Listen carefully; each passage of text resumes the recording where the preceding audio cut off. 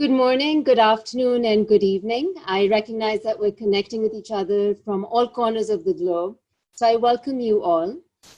I start with Dr. Jeffrey Sachs, our esteemed speaker, members of the Board of Trustees of the University, our convener, President of the Aga Khan University, President Feroz Rasool, members of the Aga Khan University Special Lecture Series Committee, faculty, staff, students, alumni, friends, and well-wishers of the university, our community partners, and all our distinguished guests. Assalamu alaikum, welcome, and karibu to the Aga Khan University Special Lecture Series. My name is Kulsum Ghayas, and I'm truly honored and pleased to introduce not just the Special Lecture Series, but also today's distinguished speaker. This lecture series was instituted in 2000, so 20 years ago. And it's part of the university's mission of encouraging broad-based education through invitation to eminent national and international personalities. It provides a forum for debate and discussion on matters of general interest. Our previous speakers have included notable global personalities, including His Royal Highness Prince Hassan of Jordan, a highly respected intellectual and peace activist, as well as Karen Armstrong, an author with worldwide readership. We are also proud to have hosted speakers from within Pakistan, including the famous mountaineer Nazir Saber, the late painter Gulji, human rights activist Asma Jahangir, and humanitarian Abdul Sattar Eidi, among many, many others. Today, the SLS Organizing Committee is delighted to welcome Professor Jeffrey Sachs. Professor Sachs is a university professor and director of the Center for Sustainable Development at Columbia University in New York in the United States, where he directed the Earth Institute from 2002 until 2016. He is also director of the UN Sustainable Development Solutions Network and a commissioner of the UN Broadband Commission for Development. He has been advisor to 3 United Nations Secretaries General and currently serves as an SDG advocate under Secretary General Antonio Guterres. Dr. Sachs spent over 20 years as a professor at Harvard University, where he also received his bachelor's and master's degrees and his PhD degree. He's authored numerous bestseller books. His most recent one from this year is called Ages of Globalization, Geography, Technology, and Institutions. Professor Sachs was twice named as Time magazine's 100 most influential world leaders and was ranked by The Economist among the top 3 most influential living economists. The title of the talk today that Professor Sachs will be giving is Can We Find Shared Ethics for Humanity in the 21st Century? A topic that is certainly universally resonant, but important no matter what the times we live in. I request all of you to please use the email address sls@aku.edu to send in your questions. Let me repeat that. It's on the screen now, sls@aku.edu. Please feel free to start sending in questions as soon as you'd like. I'll be passing them on to Dr. Alex Awiti, who is Aga Khan University's Vice Provost in East Africa, a member of our SLS Organizing Committee, has a very personal connection with Professor Sachs, and he'll be moderating the question and answer after Dr. Sachs is finished. We will conclude with a vote of thanks by our president, Mr. Feroz Rasool. At this point, it is my honor, Professor Sachs, to invite you to please begin. Kulsum, thank you very, very much for that kind introduction. And I thank Aga Khan University for this wonderful invitation to be together with you. Assalamu alaikum and karibu. What a joy to be with a great university that spans so many parts of the world and by definition is a global leader in well-being and in solutions to the great challenges that we face. So this is a really special pleasure for me and a special honor. We're also meeting, obviously, at one of the most fraught, difficult periods in modern history. Nothing short of surrealistic, shocking in so many ways. this is the greatest upheaval because of the COVID pandemic that the world has faced as a whole since the Second World War, as UN Secretary General Guterres has rightly noted. It is economically the biggest upheaval since the Great Depression, with the world economy in confusion, in turmoil, in contraction of incomes, and in the amount of suffering, the likes of which we don't really feel fully. I think, as always, the poor suffer silently and are not heard by the world adequately until there is mass social breakdown. And this could well happen the way that we are going. I chose the topic, can we find a shared global ethic? Because I believe that the biggest challenge we face is actually cooperation together to confront not only the pandemic, but the many other global ills that beset us, the vast inequalities of wealth and income that have only been widened dramatically by recent events, the ongoing climate crisis, which each year demonstrates the ferocity of human-induced climate change to create great misery and suffering, and in unexpected ways. For example, the massive locust infestations that have devastated so much of East Africa and the Horn of Africa. And Alex Zawiti is a great expert on these ecological events, and I would love to hear from him some insights on this.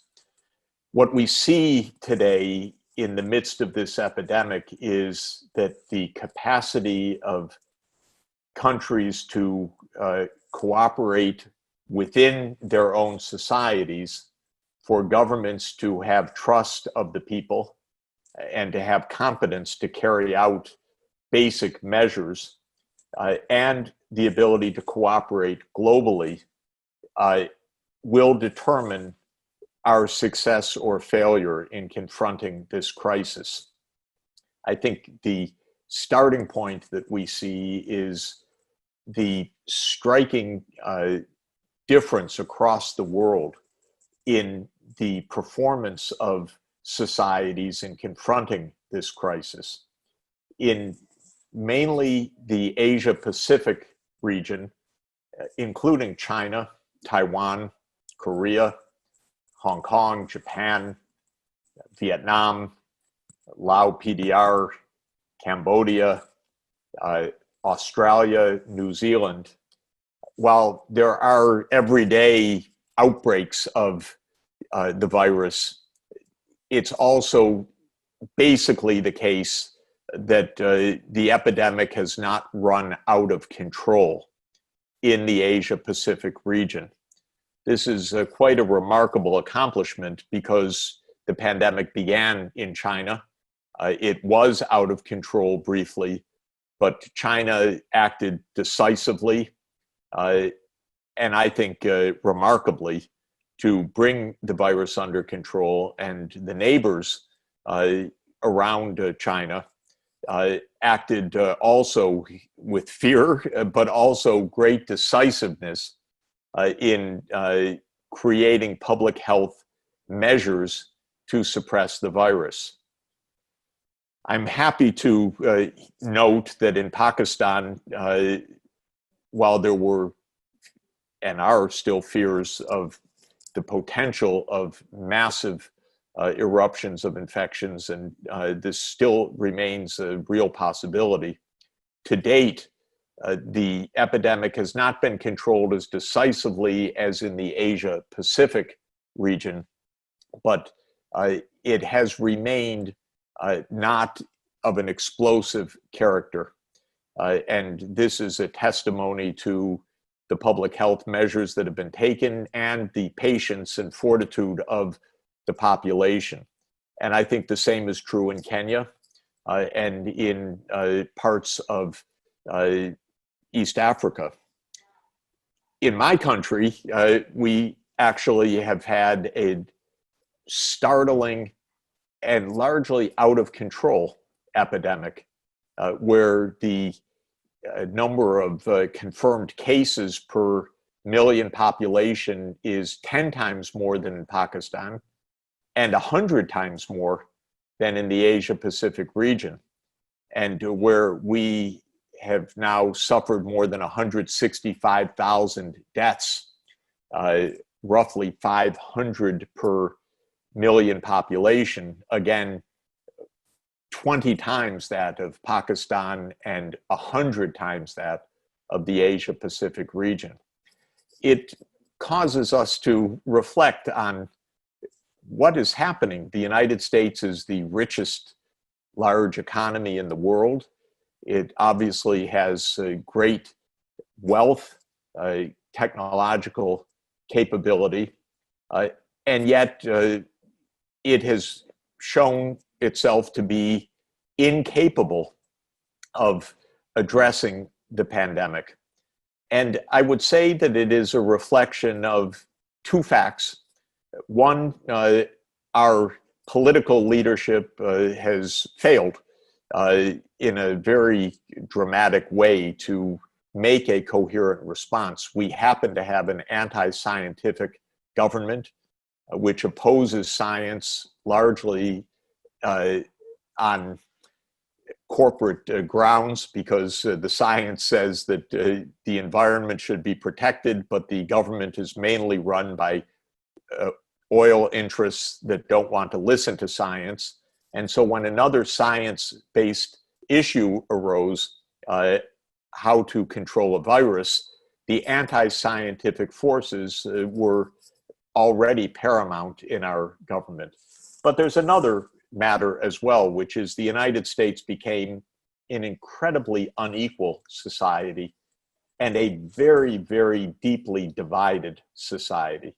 We're divided by ideology, by religion, by income, by wealth, by geography between cities and rural areas. And there's very little social trust and very little capacity to act as a social group with mutual respect and responsibility. Even something like wearing a face mask became highly politicized. People who wear face masks are accused of being leftists, and the right wing doesn't want to wear face masks because they regard it as, they say, a denial of their freedom. So even simple matters became highly divisive. And it is at the core our lack of social cohesion, our lack of a common ethic, our lack of mutual respect, which is killing people in the United States in large numbers now. We can see, indeed, generally, that it is places where government cannot function because of deep social divisions within the society where the crisis is deepest, and where inequalities of income and wealth are so high that the society doesn't regard itself as a single interconnected community, but rather as warring factions. It's no coincidence, I think, and it's very sad, that throughout the Western Hemisphere, which is one of the most unequal parts of the entire world, the epidemic is most out of control.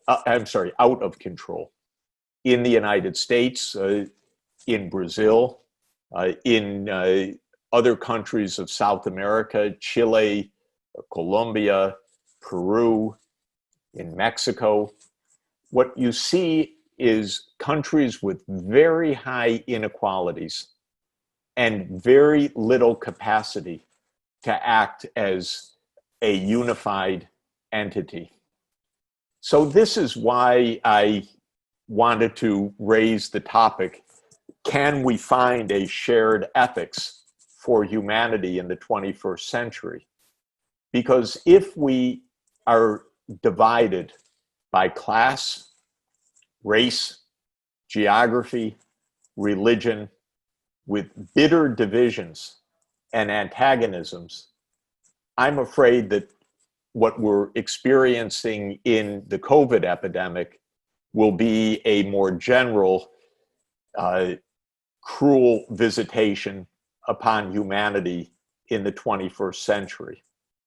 Almost every major problem that we face, fighting poverty, protecting ecosystems, ensuring access to safe water and sanitation, ensuring adequate nutrition and healthful agricultural systems, protecting against human-induced climate change, being able to be resilient in the face of new emerging diseases like COVID-19, require social solidarity within countries and cooperation across countries. It's also notable, I think we can probably understand the deep roots of it, that countries that are deeply divided internally are less cooperative internationally. As the United States has become more and more socially divided inside the United States, the US has become less and less cooperative in the international sphere. We have reached an unimaginable degree of non-cooperation in the United States, something that shocks me as a practitioner of international development for the last 40 years. I've never seen the US be so hostile to the international institutions. After all, the US pulled out of the World Health Organization at the height of the pandemic, something I would have found inconceivable in earlier times. The US has spent many trillions of dollars during the pandemic for internal purposes, but it has not increased its international help at all. And this is taken as normal. Indeed, Trump wants to spend more at home and cut even the very small levels of development assistance abroad, and to withdraw from the international system. And one dimension of this lack of global cooperation that is extraordinarily worrisome is the increasing deliberate provocations by the United States of China, trying to create a kind of new Cold War, in fact, more interested in US predominance or hegemony than in solving global problems. So most of what we're talking about in the US political debates now is about how to contain China, not how to address the pandemic or solve climate change. And we hear almost nothing about how to face poverty and insecurity in the world. It's just not a matter of discussion. Now, even before the COVID pandemic, the world system was not functioning properly, either economically or politically. Economically, while we are committed to achieve inclusive and sustainable development, in fact, we were experiencing widening inequalities and more environmental instability, even before COVID. This pandemic is driving a dramatic increase of inequality and, ironically, an acceleration of environmental degradation in the midst of this crisis. For example, in the United States, we have massive unemployment, at least 15 million people becoming unemployed as a result of the pandemic. And yet the richest people in the United States are experiencing a rise of wealth that is unprecedented. Mr. Bezos, who owns Amazon, the online retailer, has increased wealth since the start of this year by $71 billion. And as one single individual, his wealth is now $186 billion. Mr. Gates has had a rise of wealth of $7.5 billion and now has a total wealth of $121 billion. Mr. Zuckerberg of Facebook has experienced a rise of wealth this year of $21 billion and has a total individual worth of $100 billion. So this crisis has created a massive increase or acceleration of inequality. And that is happening globally as well, where countries with the online economy or the big tech economy are doing well, or doing better, whereas countries that depend on remittance income or small scale business like Pakistan and others are bound to be devastated by COVID along a path that was already one of greatly widening inequalities. This is our fundamental challenge. We will come out of COVID, when we do, weaker, more unequal, more divided, and with more damaged international institutions than ever before. And the question is whether that adverse trend merely accelerates, where we have heated competition between two great powers, China and the United States, competing for power, non-cooperative, with the US increasingly taking itself out of international institutions and cooperation, widening income inequalities between those who are part of the new digital age and those who are excluded from it. I would say dramatically increased hunger and other extreme deprivations also resulting from this crisis, because hundreds of millions of people in the poorest places will have lost livelihoods, incomes, remittance incomes, and lives as well. Hundreds of thousands or millions of lives lost as a result of the epidemic itself. Can we find, therefore, a way back from the edge? And to my mind, this raises a question of whether we can find a common ethics, a common philosophy which can guide us in the 21st century to understand that we are indeed part of a common fate, and that the path that we're on is evidently one of extreme danger, instability, and injustice. In the UN context, that common ethic has long been framed around the Universal Declaration of Human Rights. The idea adopted in 1948 that all parts of the world, all religious traditions, all the Abrahamic faiths, Confucianism, Buddhism, all peoples could agree on a basic set of values to underpin global cooperation.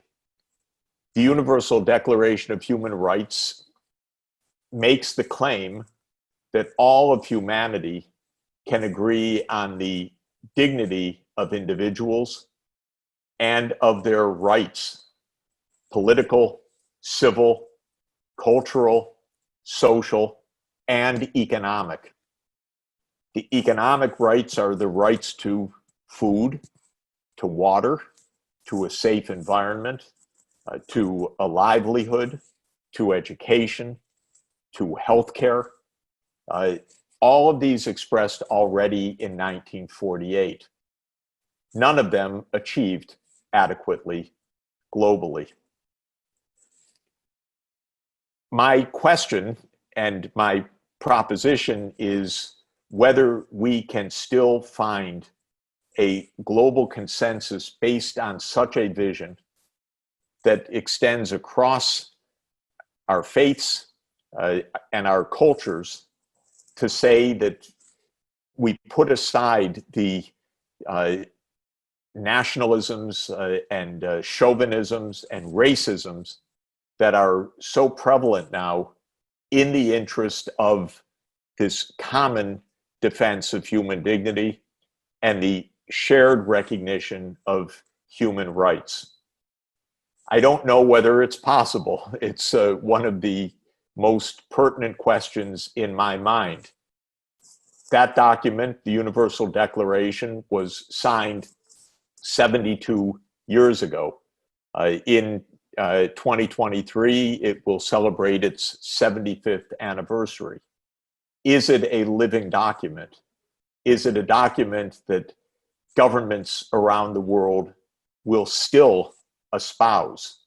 Is it a document that can bridge divides of China and the United States, India and Pakistan, other countries that are at tremendous strain against each other, and often to the point of risk of open conflict? Can we endeavor, even in the 3 years to the 75th anniversary, to reinvigorate this shared commitment and be able to say credibly, and especially by young people around the world, that these shared aspirations are ahead of all of the nationalisms, the America Firsts, and the hate speech and hateful attitudes that are threatening us today?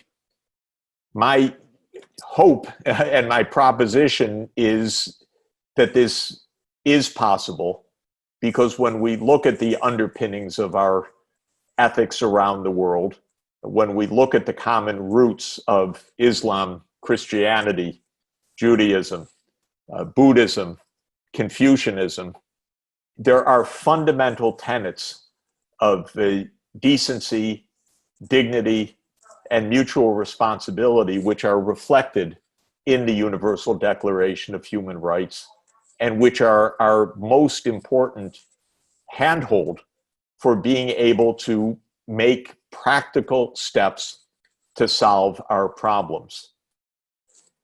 I am hoping that on this basis, and pleading that on this basis, countries that are at odds right now that desperately need to cooperate, and I'm thinking in your neighborhood of Pakistan and India, for example, where the divisions are deep, the risks are high, and the costs of the complete breakdowns of trade, finance, exchange of people, exchange of ideas and best practices are so profound that these differences need to be overcome so that crises like climate change, challenges like renewable energy, opportunities like the digital economy, gains from trade and competitiveness all can be addressed in a constructive manner. Time is really very short now. I think the stakes are extraordinarily high. Part of what we're living through, and I'll conclude on this point, is that a US-led world for many decades has come to an end, where the US no longer leads. It's not even constructive. It has become, unfortunately, a dangerous force, especially under Donald Trump, who is a uniquely dangerous president in our history. But we are moving to a post-US-led world, to a multipolar world. It's very complicated. It's fraught with risks. It is on an unsustainable trajectory. And I think our only hope is a common set of values and a common set of goals. The practical goals we have: stop the pandemic, achieve the Sustainable Development Goals, achieve the Paris Climate Agreement, achieve the protection of biodiversity under the Convention of Biological Diversity, stop the proliferation of nuclear weapons, and move to a non-nuclear world. Whether we have the common humanity and can look beyond our divisions and our hate speech to common values that can lead us forward, I think will be the most important question of our time. I look forward to our discussion. I thank you for the opportunity to be together with one of the world's great universities and its many campuses. And I want to thank Aga Khan University for all that you do in public health, in medicine, and in so many other areas in global leadership, because your work really embodies the common values of humanity and what we can accomplish when we put those values to work. Thank you very much. Thank you very much, Jeff. That was, as we would have expected, stimulating, very challenging. And I think on your point about the role of world religions, the common roots that the Abrahamic faiths have with the other faith-based traditions, the first question refers to some of the work done by theologian Kuhn about world ethos and the unifying elements in these religions. Have these been looked at or simplified? What roles would world religion, spirituality as well play in driving towards a shared ethics for humanity? I've had many interactions myself with Hans Kung, who led for many years an effort to find a world ethics, Weltethos in German, and also with many religious leaders through a project at the Vatican hosted by Pope Francis that we called Ethics in Action, which brought together leaders from many faiths to ask the question, could we find a common set of values for our time? And what impressed me all the time was religious leaders saying, don't blame us. It's the politicians that are stirring up the pot. It's not the religious leaders. We can get along, even though we have differences of theology. We have common beliefs in human dignity and in the importance of a spiritual view which reflects a shared humanity. My own feeling is we don't have enough of these encounters. And where there are not encounters, there is distrust. And it's very easy in our mental makeup to incite hatred. In fact, in just the last 3 years, I would say, China went from a country considered to be an impressive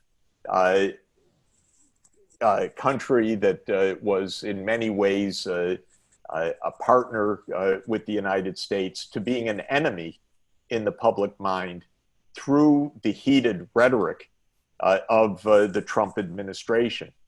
And so we know what propaganda can do. It can stir people up, and we have a mental tendency to, of course, oppose others and to oppose the other groups. And this is what makes our time very, very dangerous. And I think, of course, I worry very much about India and Pakistan, two countries born of a common civilizational history, and yet both nuclear armed and hardly speaking to each other. In fact, quite the contrary. Lots of threats and bravado, and politicians that are stirring things through nationalism. And this is extremely dangerous when both countries could benefit so hugely from trade and ecological cooperation and a common development of digital technologies and renewable energy. So, Jeff, a related question is, are ethics meaningful only if they're actionable? And again, you know, in your conversation, you talked about a shared understanding that presupposes some kind of a common framework that is universally translatable in terms of defining the problems. What is your take on that? I've been thinking a lot about this ethical subject for the last few years for a very specific reason, which is that as a technocrat, I would say, and a technician, I'm aware of technical solutions to many problems, whether it's climate change or public health measures to stop COVID and so on. And yet, I think the dominant fact in our world today is that these technical solutions are largely unused or underutilized. And I explained some of the reasons why. Interest groups, corruption. The United States became a highly corrupt political system because of so much money changing hands in campaigns, lobbyists buying their way to political power. And so we see that in corruption, nobody wants to know the truth necessarily, and they don't want to apply technocratic solutions. They have other business to do. They're trying to make money. They're not trying to solve problems. But part of it is, I think, in our societies, we lost also the ethical discourse of basic economic issues. I find it actually bizarre, I have to say, that one person has wealth of $190 billion, and he's not even asked to do anything about solving our problems.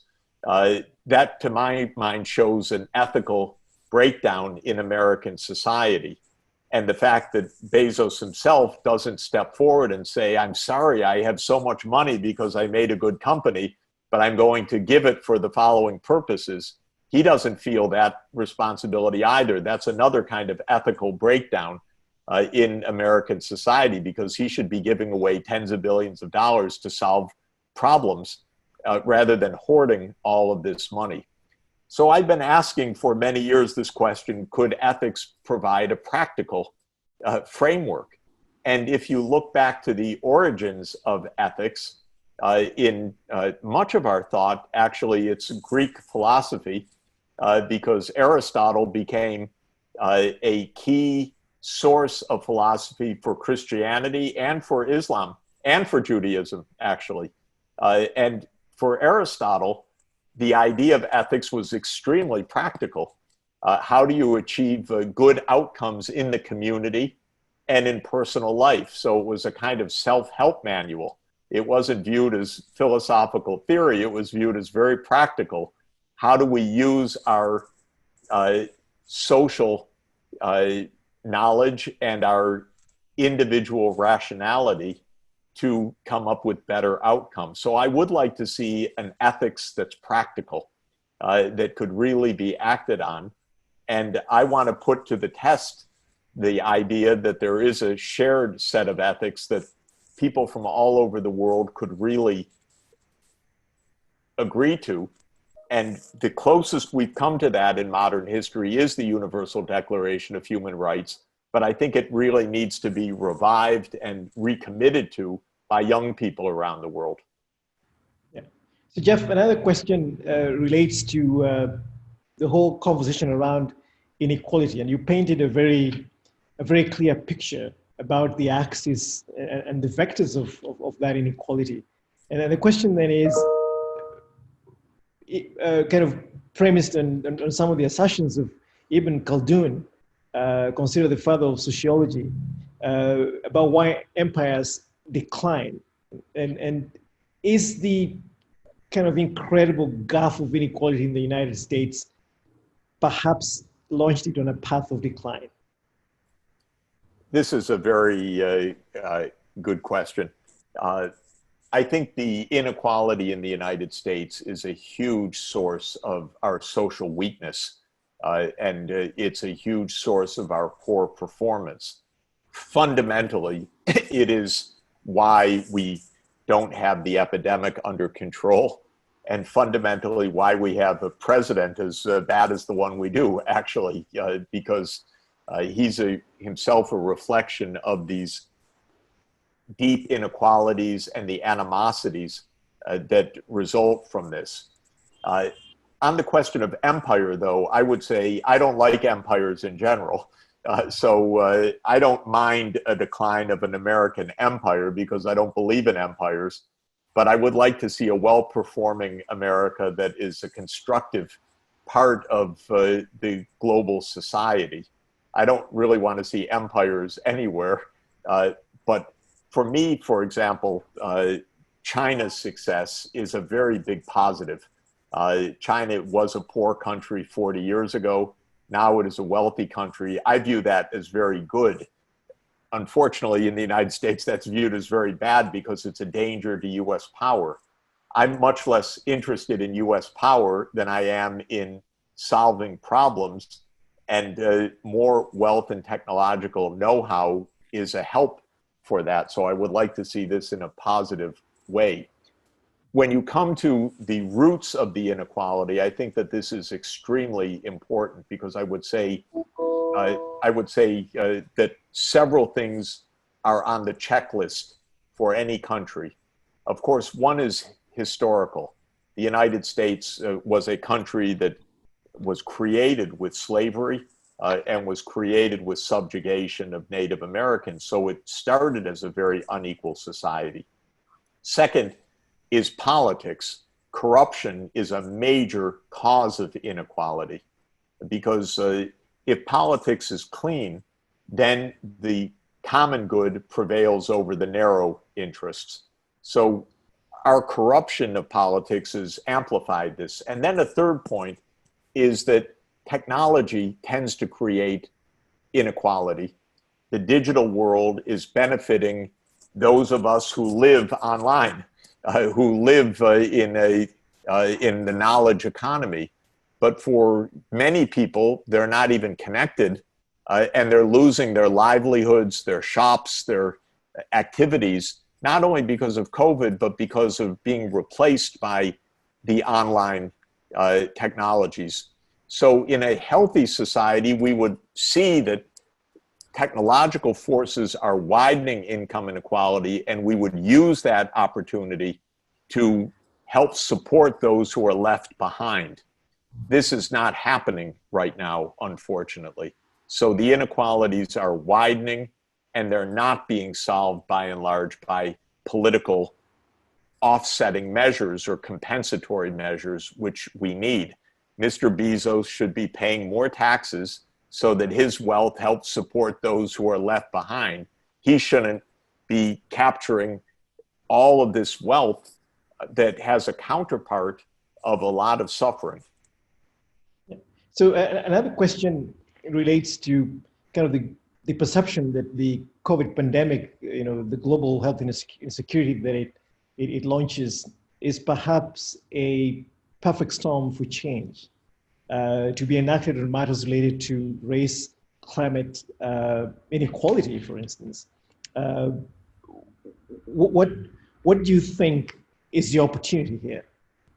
I think this is a completely correct perception, but I would say that what history shows is that crises like this open up the future, but not necessarily for the good, not necessarily for the bad.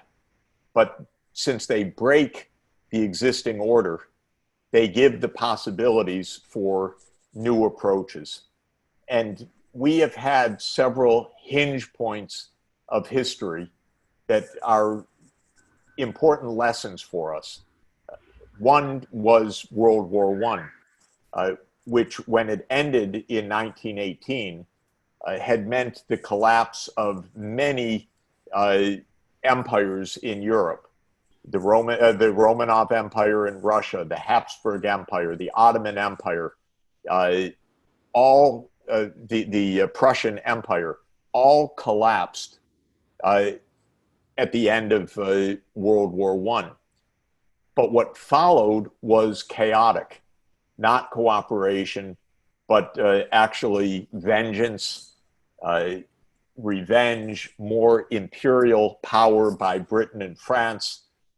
Many injustices followed World War I and set the foundation for future conflict and for the Great Depression of the 1930s and then World War II starting in 1939. So that was a case where crisis did not lead to better outcomes. It led to a continued spiral. 1945 was another hinge point of history at the end of World War II. And I would say many positive things came out of the end of World War II, better than out of World War I. Most fundamentally, first, the United Nations and its associated institutions. And second, the end of European colonial rule or imperial rule in Africa and in Asia. And so the end of World War II gave a more favorable outcome, except for the nuclear arms race and the Cold War between the US and the Soviet Union. In 1989 to 91, there was a third hinge point of history when the Soviet Union ended. And many things changed then. I was very much involved in Eastern Europe and in Russia in those times. And I wanted to see the end of the Soviet Union as being the opportunity for new global cooperation. But instead, the United States took it as the opportunity for unipolar world. Too many Americans, leaders said, oh, we won. Now we can control the Middle East and we can remake the world in America's image. And the result has been disastrous in Afghanistan, in Syria, in Iraq, in Yemen, in Libya. And I blame the United States mostly for this because it was arrogance that said, okay, 1991, we won. Now we can reshape all of these events. So I think, Alex, we're at another hinge point, certainly. We haven't had a disruption so big.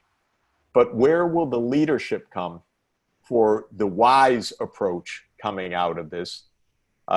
If Trump is reelected, I'm very much afraid for the world because he's so mentally unstable, in my view, that he will create a deep conflict, a very dangerous one.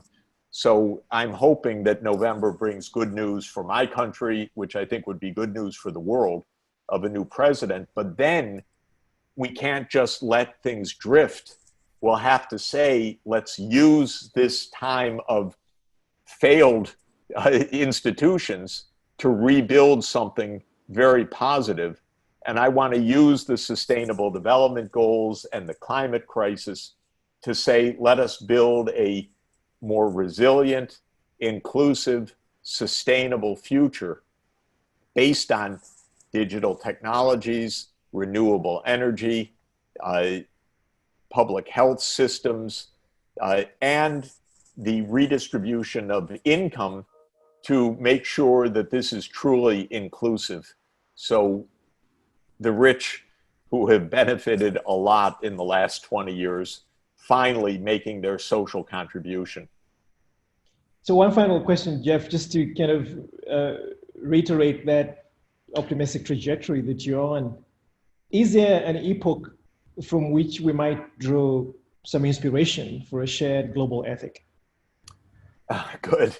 Well, I've reached back to one period, 1948, the Universal Declaration. And I think that that is a hope for us. But I do think we're going to have to invent our own age because we're so uniquely interconnected now. Our digital world is something different. So I think we've entered a new digital age, which is profoundly transformative. The fact that we're having this lovely discussion right now so effortlessly across many continents, many campuses, many participants, shows what we could be doing. We can extend education to every child in the world. We can extend telemedicine all over the world. We can have remote sensing of environmental sensitive areas everywhere in the world if we use this technology well. What are the limits of what we could do for inclusion? And so as technocrats like you and I are, we should be presenting very practical solutions, but then we should be appealing to the broad public and to the religious leaders and our public leaders to say, this is what the common good really means in the 21st century. Let's create something in our time that is new, fresh, inclusive, sustainable, and that uses all of these new, very, very powerful tools. And I don't want to put the burden on, but Aga Khan University, as a technology leader in the world, and as a public health leader and an ecology leader, is well placed to bring a lot of the world together around such an idea. Professor Sachs, what a tour de force, challenge and call to action. Thank you very much for the conversation, and I'll hand it over to my colleague Coulson to then invite the president to give a vote of thanks. Thank you very much. Thank you, Alex. Great to be with you. Thank you so much, Professor Sachs. And thank you, Alex. He had a very tough job. There's about 20 questions that are queued up that we just don't have the time to get to. Clearly, we'll have to continue this conversation some other time. My personal thanks, but I'm going to hand it over to President Feroz Rasool for our vote of thanks. Professor Sachs, thank you very much for a very, not just an incisive presentation, but you've provoked a lot of thinking, and you've given us a framework in these uncertain times where people are wondering how the world's going to unfold and how all this is going to come to some sort of a stable base or a stability that people can hold on to or rely on to decide what they do for the future. You've given us a lot of things, a lot to think about. I want to particularly bring out in my vote of thanks the area that you touched on, which has to do with the inequality, the divisiveness that we see in societies today, economic inequality for sure, whether it comes from decisions made by politicians, by climate change, as you mentioned, by race and other divisions, religion, geopolitical, all of that creates these divisions that we are living with, which have exacerbated the impact of the crisis, as you mentioned. The question that I think that would be very interesting, certainly from the Aga Khan University's point of view, that we would like to think about is this balance between individual freedom and a what is the common good. And the word community doesn't appear often enough, I think, in language today, because we're talking about, you mentioned the resistance to wearing of face masks, for example, because it's an affront to people's freedom to decide whether they want to wear it or not, without an understanding that it's not just to protect you, it's to protect the rest of the community that you come into contact with, and that responsibility that goes to that. And I think also the vast inequality that you mentioned from the wealth that's been created that runs into billions and hundreds of billions now, which is an unimaginable number. I mean, even for the GDP of a country, a small country, on the one hand, but on the other hand, the ethos that comes, the ethic, as you mentioned, that comes from the responsibility that that person has. And I'm going to quote here from our founder, His Highness the Aga Khan, who has shared with us this question. It's not what you have achieved, but it is what you have helped others achieve that really talks about success in life. And that understanding of community, how do you help others achieve their vision, their dream, I think is important. So hopefully from this conversation that you have inspired, you've given us something to at least use as a framework to hold on to create our own understanding and see how we can contribute to that. Wonderful. So we're extremely grateful. Thank you for accepting our invitation. We hope you will come again when we invite you, and hopefully we'll do it virtually this time, but also maybe you could visit some of our campuses, because we'd love to host you. Thank you very much, Professor. Thank you. Bravo. Thank you. Thank you so much, President Rasool. Yes. Professor Sachs and Alex, and to all of our participants. Thank you all for joining. Thank you for the insightful talk and certainly the insightful questions as well. We'll conclude here. Thank you so much. Thank you very much. Bye-bye. Bye-bye. Bye.